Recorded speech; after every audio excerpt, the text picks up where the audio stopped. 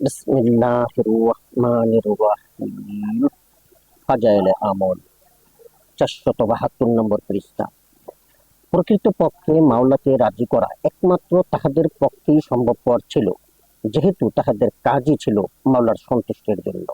হযরত আম্মার ও তাহার আম্মাজানের করুণ কাহিনী। 7, হযরত আম্মার রাদিয়াল্লাহু তাআলা আনহু ও তাহার পিতা মাতাকে অমানুষিক অত্যাচার ভোগ করিতে হইয়াছিল। মক্কার উত্তপ্ত প্রস্তর খণ্ড ও মরুভূমির বালুকার উপর শোয়াইয়া তাহাদিগকে শাস্তি দেওয়া হইত। ওই পথ দিয়া হুজুর সাল্লাল্লাহু আলাইহি ওয়াসাল্লাম এর যাতায়াত হইলে তাহাদিগকে সবরের উপদেশ ও বেহেশতের সুসংবাদ দান করিতেন। হযরত আম্মারের পিতা হযরত ইয়াসির রাদিয়াল্লাহু তাআলা আনহু কাফিরদের অত্যাচারে শেষ নিঃশ্বাস ত্যাগ করেন এবং কাফিরগণ জীবনের শেষ মুহূর্ত পর্যন্ত তাহাকে একবারও স্বস্তির নিঃশ্বাস ফেলিতে দেয় নাই। ইসলাম ও মুসলমানের শ্রেষ্ঠ দুশমন আবু জাহেল একদিন হযরত আম্মারের বৃদ্ধা ও দুর্বল মাতা হযরত সুমাইয়া রাদিয়াল্লাহু তাআলা আনহা এর লজ্জাস্থানে এত জোরে বর্ষা মারিয়াছিল যে সঙ্গে সঙ্গে তিনি শহীদ হইয়া যান। ইসলামের মধ্যে তিনি সর্বপ্রথম শাহাদাতের গৌরব অর্জন করেন এবং ইসলামের মধ্যে সর্বপ্রথম হযরত আম্মার মসজিদ তৈয়ার করেন। নবী করিম সাল্লাল্লাহু আলাইহি ওয়াসাল্লাম যখন হিজরত করিয়া মদিনা শরীফে তাশরিফ নিলেন, তখন হযরত আম্মার রাদিয়াল্লাহু তাআলা আনহু প্রস্তাব করিলেন যে হুজুরে পাক সাল্লাল্লাহু আলাইহি ওয়াসাল্লাম এর জন্য একটা গৃহ নির্মাণ করা উচিত, যেখানে তিনি তাশরিফ রাখিবেন, দুপুর বেলায় আরাম করিবেন এবং ছায়ার মধ্যে নামাজও আদায় করিতে পারিবেন। এরপর তিনি কুবা নামক স্থানে পাথর সংগ্রহ করিয়া একখানা মসজিদ নির্মাণ করেন। বড়ই জোশ ও আনন্দের সহিত তিনি জিহাদে শরীক হইতেন। একদিন যুদ্ধের ময়দানে তিনি বলিতে লাগিলেন, শীঘ্রই আমি বন্ধুদের সাথে সাক্ষাৎ করিব, অর্থাৎ মুহাম্মদ সাল্লাল্লাহু আলাইহি ওয়াসাল্লাম ও তাহার সাথীদের সাথে মিলিত হইব। হঠাৎ তিনি ভীষণ পানির পিপাসা অনুভব করিলেন। পানি চাওয়া মাত্রই জনৈক সাথী তাহার হাতে দুধ তুলিয়া দিলেন। উহা পান করিয়া বলিয়া উঠিলেন, আমি প্রিয় নবীজি সাল্লাল্লাহু আলাইহি ওয়াসাল্লাম এর নিকট শুনিয়াছি, তিনি ফরমাইয়াছেন, হে আম্মার, তুমি দুনিয়াতে সর্বশেষ বস্তু দুগ্ধ পান করিবে। ইহার পরক্ষণেই তিনি শাহাদাতের বরণ করেন। উক্ত সময় তাহার বয়স ৯৪ বৎসর হইয়াছিল। কেহ কেহ ২-১ বৎসর কমও বলিয়াছেন। হযরত সুহাইব রাদিয়াল্লাহু তাআলা আনহু এর ঘটনা। আর হযরত সুহাইব রাদিয়াল্লাহু তাআলা আনহু হযরত আম্মারের সহিত একত্রেই ইসলাম গ্রহণ করেন। একদা হুজুরে পাক সাল্লাল্লাহু আলাইহি ওয়াসাল্লাম হযরত আকরামের বাড়িতে অবস্থান করিলেন। এমত অবস্থায় উভয় সাহাবী ভিন্ন ভিন্ন ভাবে হযরত আকরামের দরওয়াজায় গিয়া হাজির হন। সাক্ষাতের পর আলাপ করিয়া বুঝিতে পারিলেন উভয়ের উদ্দেশ্য এক, অর্থাৎ ইসলাম গ্রহণ করিলেন। ইসলাম গ্রহণের পর পরই তাহাদের উপর অন্যান্য দুর্বলদের মতো অত্যাচারের ঝড় বহিতে আরম্ভ করিল। অবশেষে নিরুপায় হইয়া তিনি হিজরত করিতে মনস্থ করিলেন। কিন্তু দুষ্টমতি কাফেরগণ কোন মুসলমান প্রাণীর ভয়ে দেশ ত্যাগ করিবে, ইহাও সহ্য করিতে পারিত না। কেহ হিজরত করার ইচ্ছায় বাহির হইয়া পড়িলে তাহাকে পাকড়াও করিয়া আনিত। তাই হযরত সুহাইব রাদিয়াল্লাহু তাআলা আনহু যখন অন্যত্র যাত্রা করিলেন, তখন একদল কাফের তাহার পিছনে ছুটিল। তিনি শত্রুদিগকে পিছন হইতে আসিতে দেখিয়া রুখিয়া দাঁড়াইলেন এবং সগর্বে বলিলেন, দেখো, তোমাদের ভালো করিয়াই জানা আছে যে আমি একজন সুদক্ষ তীরন্দাজ। একটি তীর বাকি থাকিতেও তোমরা আমার নিকটবর্তী হইতে পারিবে না। তীর শেষ হইয়া গেলে আমি তরবারি দ্বারা তোমাদিগকে মোকাবেলা করিব। তরবারিও শেষ হইয়া গেলে তোমরা যাহা ইচ্ছা করিও। এই জন্য বলিতেছি, শোনো, প্রাণের বিনিময়ে আমি আমার সমস্ত সম্পত্তির সন্ধান তোমাদিগকে দিতে পারি। আমার দুইটি বাদীও আছে, তাহাও তোমরা লইয়া যাও। শত্রুগণ ইহাতে রাজি হইয়া গেল এবং মালের পরিবর্তে জান রক্ষা করিলেন। এই সম্পর্কেই নিম্নলিখিত আয়াত অবতীর্ণ হয়। মানুষের মধ্যে এমন সব লোক রহিয়াছে যাহারা আল্লাহর সন্তুষ্টির বিধানের জন্য নিজের জীবনকে খরিদ করিয়া লয় এবং আল্লাহ পাক বান্দাদের প্রতি অত্যন্ত দয়াবান। হুজুরে আকরাম সাল্লাল্লাহু আলাইহি ওয়াসাল্লাম তখনও কুবাতেই অবস্থান করিতেছিলেন। সোহেবকে দেখিয়া তিনি বললেন, বড়ই লাভজনক ব্যবসা করিয়া আসিয়াছ তুমি। হযরত সোহেব রাদিয়াল্লাহু তাআলা আনহু বলেন, হুজুর সাল্লাল্লাহু আলাইহি ওয়াসাল্লাম তখন হুজুর খেজুর খাইতেছিলেন। আমিও হুজুরের সহিত খাওয়া আরম্ভ করিলাম, অথচ আমার একটি চক্ষু অসুস্থ ছিল। হুজুর সাল্লাল্লাহু আলাইহি ওয়াসাল্লাম বলিলেন, তোমার চক্ষু উঠিয়াছে, আবার খেজুরও খাইতেছ। আমি বলিলাম, যেই চোখ ভালো উহার পক্ষ হইতে খাইতেছি হুজুর। আমার এই উত্তর শুনিয়া প্রিয় রাসূল সাল্লাল্লাহু আলাইহি ওয়াসাল্লাম হাসিয়া উঠিলেন। হযরত সোহেব রাদিয়াল্লাহু তাআলা আনহু বড় অমিতব্যয়ী ছিলেন। একদিন হযরত ওমর রাদিয়াল্লাহু তাআলা আনহু তাহাকে বলেন, তুমি বড় বেশি বেশি খরচ করিয়া থাকো। তিনি উত্তর করিলেন, অন্যায় মতো খরচ করি না। অন্তিমকালে হযরত ওমর রাদিয়াল্লাহু তাআলা আনহু হযরত সোহেবকেই তাহার জানাজা পড়াইবার জন্য ওসিয়ত করিয়া গেলেন। হযরত ওমর রাদিয়াল্লাহু তাআলা আনহু এর ইসলাম গ্রহণ নয়। হযরত ওমর রাদিয়াল্লাহু তাআলা আনহু যাহার পবিত্র নামে আজও সারা বিশ্বের মুসলমানগণ গর্ববোধ করিয়া থাকেন, দীর্ঘ 1400 বৎসর পরেও যাহার নাম শুনিলে কাফেরদের হৃদকম্প উপস্থিত হয়, সেই হযরত ওমর রাদিয়াল্লাহু তাআলা আনহু ইসলাম গ্রহণের পূর্বে মুসলমান দিগকে উৎপীড়ন করিতেও অদ্বিতীয় ব্যক্তি ছিলেন। এমনকি হুজুর সাল্লাল্লাহু আলাইহি ওয়াসাল্লামকে কতল করার জন্য তাহার চেষ্টার কোনো ত্রুটি ছিল না।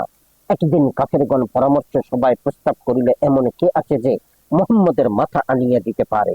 ওমর দাঁড়াইয়া বলিলেন, আমি পারিব। সকলেই এক বাক্যে বলিয়া উঠিল, হ্যাঁ, তোমার দ্বারাই উহা সম্ভব। তখনই উন্মুক্ত তরবারি হাতে ওমর মহানবীকে হত্যা করিতে রওনা হইলেন। পথিমধ্যে জোহরা বংশীয় সৈয়দ বিন আক্কাস নামক এক ব্যক্তির সহিত তার সাক্ষাৎ হয়। তিনি জিজ্ঞাসা করিলেন, ওমর, কোথায় যাইতেছ? উত্তরে বলিলেন, মুহাম্মদকে হত্যা করিতে যাইতেছ। সাইয়াদ বলিল, তবে কি বনি হাসেম, জোহরা এবং বনি আবদে মান্নাফ নিশ্চুপ হইয়া বসিয়া থাকিবে? তাহারাও তো তোমাকে হত্যা করিয়া ফেলিবে। ইহাতে ওমরের দেমাগ বিগড়াইয়া গেল। বলিল, মনে হইতেছে তুমিও বেদিন অর্থাৎ মুসলমান হইয়া গিয়াছ, সুতরাং প্রথমে তোমাকেই শেষ করিয়া দিব। এই বলিয়া তরবারি বাহির করিলেন। প্রত্যুত্তরে হযরত সাইয়াদ তরবারি উঠাইয়া বলিলেন, হ্যাঁ, আমি তাহার জন্য প্রস্তুত। তবে প্রথমে নিজের ঘরের খবর লও, যেহেতু তোমার ভগ্নী ও ভগ্নীপতি ইসলাম গ্রহণ করিয়াছে। এই কথা শুনিয়া ওমর ক্রধান্বিত হইয়া সোজা ভগ্নীর বাড়িতে গিয়া উপস্থিত হইলেন। সেখানে হযরত খাব্বাব রাদিয়াল্লাহু তাআলা আনহু যাহার আলোচনা 6 নম্বর কিচ্ছায় ব্যক্ত হইয়াছে, দরওয়াজা বন্ধ করিয়া স্বামী স্ত্রী দুইজনকে কোরআন শিক্ষা দিতেছিলেন। ওমরের স্বর শুনিয়াই খাব্বাব রাদিয়াল্লাহু তাআলা আনহু ঘরের এক কোণে আত্মগোপন করিয়া গেলেন। কিন্তু কোরআনের আয়াত সম্মিলিত কাগজখানা যথাস্থানেই রহিয়া গেল। হযরত ওমর রাদিয়াল্লাহু তাআলা আনহু ঘরে ঢুকিয়াই হাতের লাঠি দ্বারা বোনের মাথায় আঘাত করিলেন। ফলে মাথা হইতে রক্ত প্রবাহিত হইতে লাগিল। ওমর রাদিয়াল্লাহু তাআলা আনহু বলিলেন, আমার জানের দুশমন কোথাকার, তুইও কি বেদিন হইয়া গেলি? ঘর হইতে কাহার এবং কিসের আওয়াজ আসিল? তাহারা বলিলেন, কথাবার্তা বলিতেছিলেন। ওমর বলিলেন, তোমরা কি নিজের ধর্ম ত্যাগ করিয়া অন্য ধর্ম গ্রহণ করিয়াছ? ভগ্নিপতি বলিলেন, সেই দিন যদি সত্য হয় তবে আর বাধা কিসের?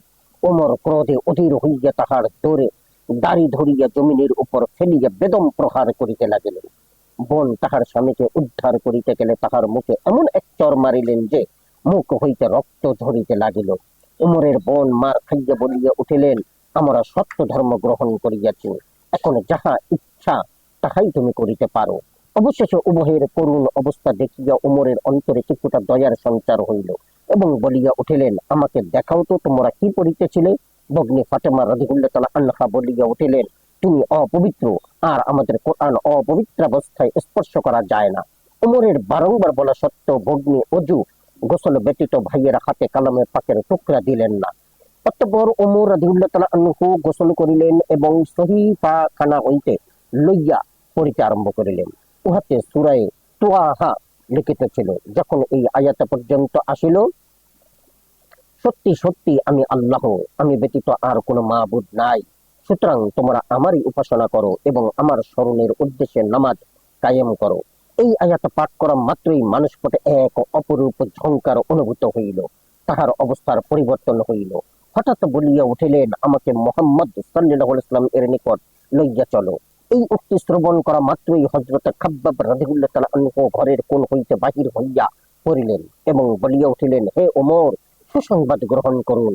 গতকাল বৃহস্পতিবার রাত্রে হুজুরে পাক সাল্লাল্লাহু আলাইহি ওয়াসাল্লাম দোয়া করিয়াছেন, হে পরওয়ারদিগার, ওমর এবং আবু জাহেলের মধ্যে যাহাকে তুমি পছন্দ করো তাহাকে মুসলমান করিয়া ইসলামের শক্তি বৃদ্ধি করো।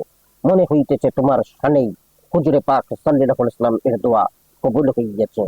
অতঃপর সকলে মিলিত হইয়া প্রিয় নবীজি সাল্লাল্লাহু আলাইহি ওয়াসাল্লাম এর খেদমতে হাজির হন। শুক্রবার সকালবেলা হযরত ওমর রাদিয়াল্লাহু তাআলা আনহু পবিত্র ইসলাম ধর্মে দীক্ষিত হন। তাহার ইসলাম গ্রহণের সাথে সাথেই কাফেরদের শক্তি সাহস ভাঙিয়া পড়িল। তবুও মুসলমানের সংখ্যা তখন পর্যন্ত খুব নগণ্যই ছিল। এই জন্য সারা আরবের কাফেরগণ চিন্তা ফিকির করিতে লাগিল যে কি করিয়া মুসলমান দিগকে সমূলে নিপাত করা যায়। তবে হযরত ওমর রাদিয়াল্লাহু তাআলা আনহু এর ইসলাম গ্রহণের পর হইতে মুসলমানেরা মক্কার মসজিদে নামাজ পড়িতে আরম্ভ করিয়াছিলেন। হযরত আব্দুল্লাহ বিন মাসউদ রাদিয়াল্লাহু তাআলা আনহু বলেন, হযরত ওমরের ইসলাম গ্রহণ মুসলমানদের জন্য এক বিরাট বিজয় ছিল। তাহার হিজরত মুসলমানের জন্য সাহায্য, তাহার খেলাফত ছিল মুসলমানদের জন্য রহমত স্বরূপ। আবিসিনিয়ায় মুসলমানদের প্রথম হিজরত এবং গিরি সংকটে বন্দী জীবন।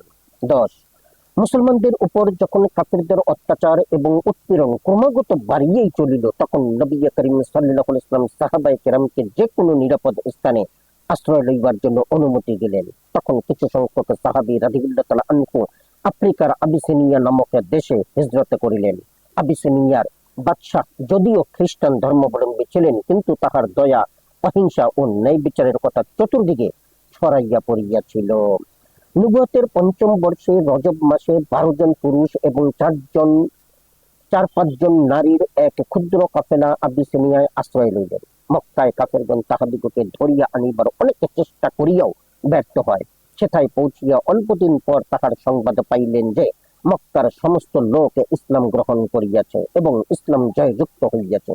এই খবর শুনিয়া তাহারা অত্যন্ত আনন্দিত হইয়া মক্কাভিমুখে রওনা হন। মক্কার নিকটে পৌঁছিয়া তাহারা জানিতে পারিলেন খবর সম্পূর্ণ মিথ্যা, বরং অত্যাচারের মাত্রা আরো বাড়িয়া গিয়াছে। নিরুপায় হইয়া তাহাদের অনেকেই আবার আবিসিনিয়ায় ফিরিয়া যান, আর কেহ কেহ কাহারও আশ্রয় লইয়া মক্কায় প্রবেশ করেন। ইহাকেই ঐতিহাসিক প্রথম হিজরত বলা হয়। অতঃপর 83 জন পুরুষ এবং 18 জন মহিলার একটি বিরাট দল কয়েকটি ক্ষুদ্র ক্ষুদ্র কাফেলায় বিভক্ত হইয়া হিজরত করেন। ইহাকে হাবশার দ্বিতীয় হিজরত বলা হয়। কোন কোন সাহাবী উভয় হিজরতই করিয়াছিলেন। মক্কায় কাফেরগণ দেখিতে পাইল হাবশায় গমন করিয়া মুসলমানগণ সুখে শান্তিতে বসবাস করিতেছে। ইহা তাহাদের সহ্য হইল না।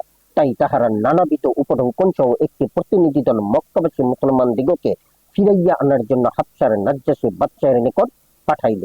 প্রথমে তাহারা পাদ্রী ও উচ্চ পদস্থ সভাসদের সহিত মিলিত হইয়া হাদিয়া তৌফা পেশ করত। নাজ্জাশীর দরবারে তাহাদের কার্যসিদ্ধির জন্য সুপারিশ করার ওয়াদা লইল। অতঃপর তাহারা বাদশাহের দরবারে হাজির হইয়া প্রথমে তাহাকে সেজদা করিল ও রকমারি উপঢৌকন পেশ করিয়া নিজেদের উদ্দেশ্য ব্যক্ত করিল। সঙ্গে সঙ্গে ঘুষখোর আমলারাও তাহা সমর্থন করিল। অতঃপর এই বলিয়া দরখাস্ত করিল যে, মহারাজ, আমাদের দেশের কয়েকটি বেয়াকুফ ছোকরা নিজেদের পুরাতন ধর্ম ত্যাগ করিয়া এক নতুন ধর্মে দীক্ষিত হইয়াছে, যেই ধর্ম সম্বন্ধে আপনাদেরও কিছু জানা নাই, আমাদেরও কিছু জানা নাই। তাহারা আপনার দেশে আসিয়া বসবাস করিতেছে। আমাদিগকে তাহাদের আত্মীয় স্বজন ও মক্কার সম্ভ্রান্ত ব্যক্তিগণ আপনার দরবারে তাহাদিগকে ফেরত নেওয়ার জন্য পাঠাইয়াছে। আপনি দয়া করিয়া উহাদিগকে আমাদের সুপর্দ করুন। বাদশাহ উত্তর করিলেন, যাহারা আমার আশ্রয় গ্রহণ করিয়াছে, পূর্ণ তদন্ত না করিয়া আমি তাহাদিগকে তোমাদের হাতে সুপর্দ করিতে পারি না। তদন্তের পর যদি তোমাদের কথা সত্য হয়, তখন তোমাদের হাওয়ালা করিতে আমার কোনো আপত্তি নাই। এই বলিয়া তিনি মুসলমান দিগকে ডাকিয়া পাঠাইলেন।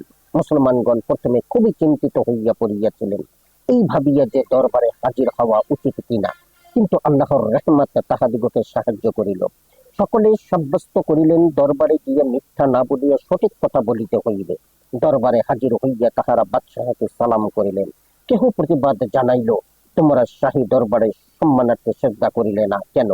তাহারা নির্ভীক চিত্তে বলিলেন, আমাদিগকে আমাদের নবী সাল্লাল্লাহু আলাইহি ওয়াসাল্লাম আল্লাহ ব্যতীত আর কাহাকেও সেজদা করিতে অনুমতি দেন নাই। অতঃপর বাদশাহ তাহাদের অবস্থা জানিতে চাহিল। হযরত জাফর রাদিয়াল্লাহু তাআলা আনহু দাঁড়াইয়া বলিতে লাগিলেন, আমরা অজ্ঞানতার অন্ধকারে নিমজ্জিত ছিলাম। আমরা না আল্লাহকে জানিতাম, না আল্লাহর রাসূলগণ সম্পর্কে অবহিত ছিলাম। আমরা পাথর পূজা করিতাম, মৃতের মাংস খাইতাম, কুকর্মে লিপ্ত ছিলাম, আত্মীয়তার বন্ধন ছিন্ন করিতাম, আমাদের সবল দুর্বলকে ধ্বংস করিয়া দিত।